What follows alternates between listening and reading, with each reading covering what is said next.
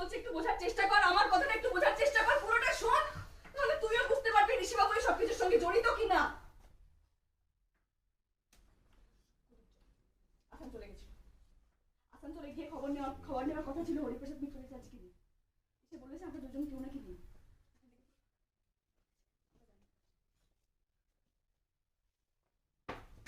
বুঝতে পারছিস, আসানসোলে আমাদের পাড়ায় গেছিল, তার মানে নিশ্চয়ই বুঝতে পেরেছে, জানতে পেরেছে, এই খবরটা পেয়েছে যে হরিপ্রসাদ মিত্র বেঁচে নেই, আর আমাদের দুজনের সঙ্গে কি কি হয়েছে। আরে বাবা, পাড়ার সবাই তো জানে এটা, কেউ তো মানে সবাই তো মুখ বন্ধ করে থাকবে না, কেউ না কেউ নিশ্চয়ই বলেছে। এই সব কিছু জানার পরও ওই শঙ্খ আর দুর্জয় বানিয়ে বানিয়ে ঋষিবাবুকে মিথ্যে কথা বলেছে দিদি। কেন বল, ভুল ইনফরমেশন কেন দিল ঋষিবাবুকে? কে আমাকে কি ভুল ইনফরমেশন দিয়েছে?